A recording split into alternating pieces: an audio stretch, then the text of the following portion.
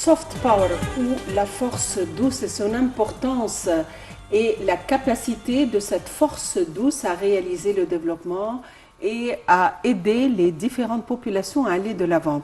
Pour nous donner plus d'éclaircissements, nous avons le plaisir d'avoir avec nous Dr Marianne Reiser, ex-députée au Parlement et membre au Conseil national de la femme. Dr Marianne Reiser, bonjour et bienvenue avec nous. Bonjour et merci pour l'introduction. Je vous en prie. Docteur Marianne Reiser, à un moment donné, vous avez fait partie des 100 femmes qui avaient une grande influence au Proche-Orient et finalement, ça aussi, on peut considérer que c'est une force douce. Donc, on aimerait en savoir plus. D'après vous, comment peut-on décrire et définir la force douce ?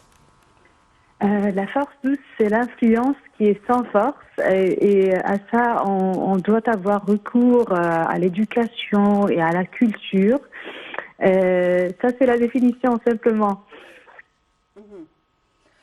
Donc, l'Égypte apparemment a réalisé un grand progrès et selon les indices internationaux, l'Égypte vient à la 31e place ou est venue à la 31e place en 2022 contre la 38e en 2020 selon l'IDSC. Donc, d'après vous, quels sont les critères ou les raisons pour lesquelles l'Égypte a réalisé un grand progrès dans ce domaine? Alors ça c'est une très bonne nouvelle et l'Égypte maintenant qui est devenue l'un des pays les plus performants au monde dans l'indice de la puissance douce ou de la force douce. Je dois annoncer que notre président Sisi avait déclaré il y a des années dans sa visite au Parlement égyptien que le plan c'est la construction de l'être humain. Donc c'est pour cela que l'État égyptien a renforcé sa puissance douce parallèlement à ses efforts continuels de réforme dans divers domaines pendant 8 ans, afin de soutenir le développement et de consolider la force de ses composantes politiques, économiques, sociales et culturelles, où la puissance douce est la locomotive pour renforcer le rôle et la position de l'Égypte sur la scène régionale et internationale face aux défis. Beaucoup de défis de terrorisme et de défis économiques.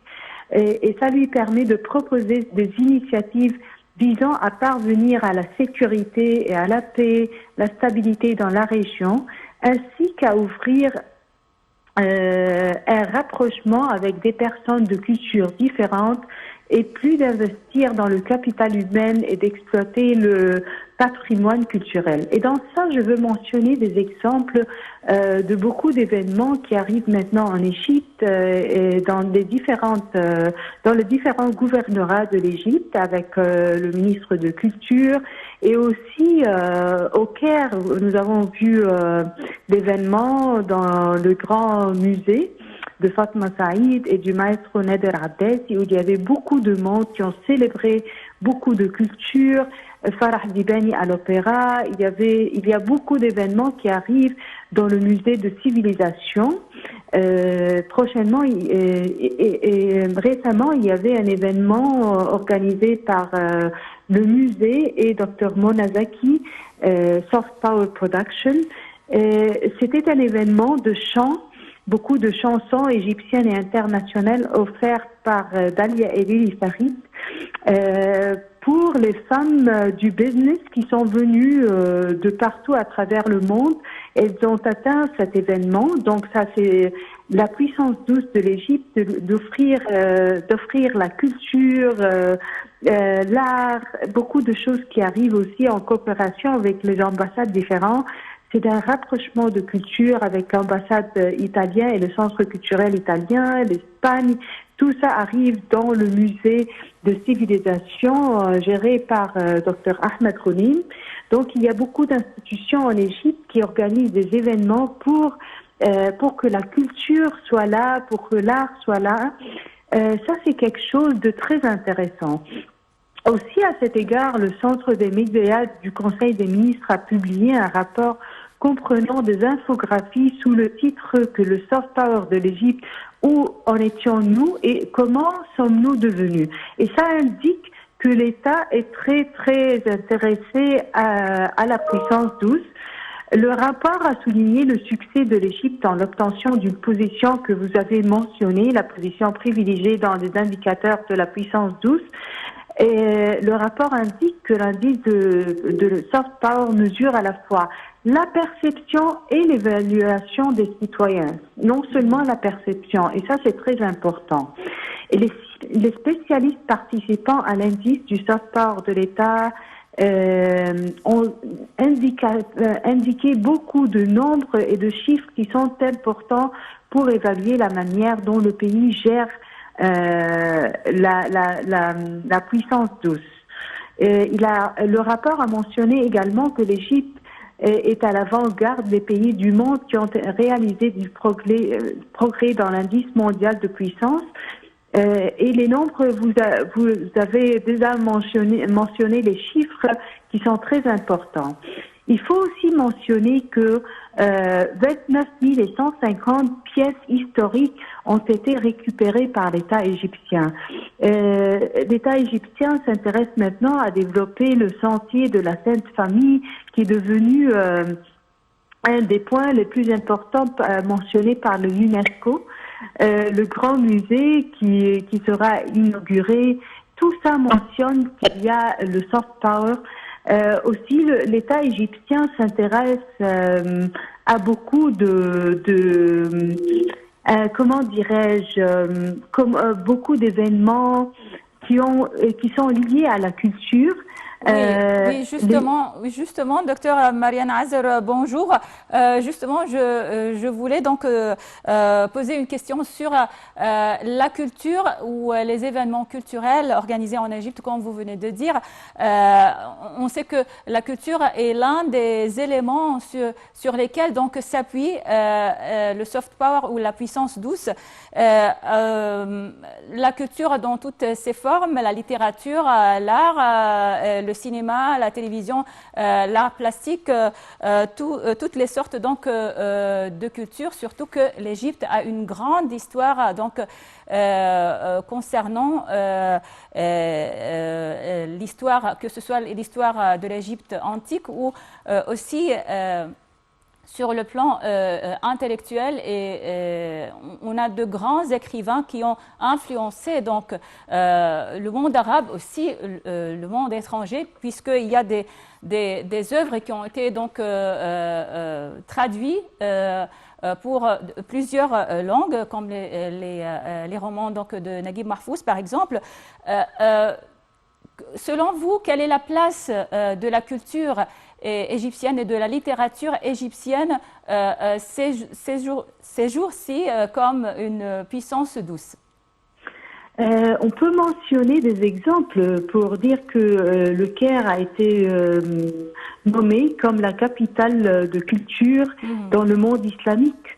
Oui. Ça, c'est quelque chose de très important. L'année culturelle égyptienne chinoise en 2016, en 2019, l'année culturelle égyptienne française, avec beaucoup d'événements et d'œuvres culturelles ont eu lieu les années précédentes. Et moi, je vois que le futur nous emporte beaucoup d'espoir, que l'Égypte aura sa position qu'elle mérite dans le champ de la force soft power et dans le champ de la culture et de l'histoire, parce que notre réservoir historique est énorme. Oui, très riche. Oui. Dans quelle mesure, un des éléments importants ou une des résultantes importantes du soft power, c'est la persuasion. Dans quelle mesure nous réussissons à travers ce soft power de persuader les différentes communautés pour venir de notre côté, pour adhérer à nos plans de développement? Je pense que la persuasion sans utiliser la force est la plus forte persuasion. Donc le soft power a achevé des buts qu'on ne pouvait pas achever autrement. Parce que le soft power a un rôle de l'inclusion. les gens de l'étranger maintenant sont plus inclus dans notre culture grâce à la soft power. Donc, ça donne une force. Docteur Marianne Azer, parmi donc les éléments aussi de la puissance douce ou du soft power, il y a donc l'art et le cinéma, les feuilletons par exemple. Alors, comment donc vous évaluez la place de l'Égypte sur le plan donc des œuvres dramatiques dans le monde arabe? On avait toujours donc une place très importante à travers notre 7e art sur le plan arabe. Aujourd'hui, je pense que cette place, donc, on a commencé à reprendre un peu cette place à côté des œuvres dramatiques libanaises, par exemple, des œuvres turques. Alors, je pense que c'est très influençant donc l'art égyptien.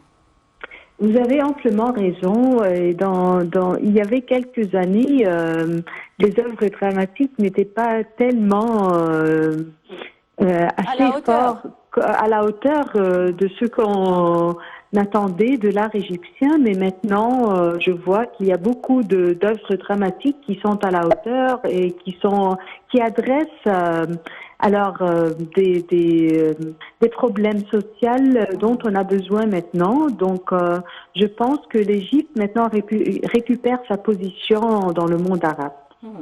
Docteur Marianne Azer, on parle aussi du numérique en matière de soft power. Le numérique et le fait de digitaliser tout et toutes les plateformes qui constituent un pont d'entente et de communication avec autrui. Dans quelle mesure ces réseaux sont fréquentés? Est-ce par une communauté restreinte ou est-ce que de plus en plus il y a une sensibilisation vers le numérique et une transformation aussi vers le numérique? La transformation numérique a un rôle très important, c'est de documenter tout ce que l'on a et d'offrir à beaucoup de personnes la possibilité de voir les œuvres et de les garder pour des années. Et donc, je vois que la transformation numérique dans le secteur de l'art est très importante. Et évoquant le numérique, justement, récemment, le Conseil ministériel a lancé la plateforme communautaire baptisée Hiwar ou Dialogue. Il s'agit de la plus grande plateforme de communication directe entre le gouvernement et les citoyens. Est-ce qu'on peut parler de soft power vis-à-vis de notre propre population? Bien sûr. Je n'ai pas d'autres commentaires, bien sûr. Oui, docteur Marianne Azer, donc, dans quelle mesure cette puissance douce ou le soft power peut avoir un rôle diplomatique si on a par exemple des questions politiques, des questions économiques, dans quelle mesure cette puissance peut jouer un rôle pour résoudre ces problèmes? Cette puissance douce rapproche des personnes. À la fin, quand il y a un rapprochement, on peut avoir plus de communication de qualité et résoudre beaucoup de problèmes qu'on ne peut pas résoudre autrement. Oui, à travers d'autres moyens, par exemple politiques ou des moyens donc un peu officiels. Bien sûr. Docteur Marianne Azer, pour que la dramaturgie puisse devenir une vraie soft power, est-ce qu'il faut qu'il y ait des messages au niveau politique, des messages au niveau social, ou est-ce que le fait de refléter la société constitue en question une force douce? La puissance douce n'a pas besoin de tout ça.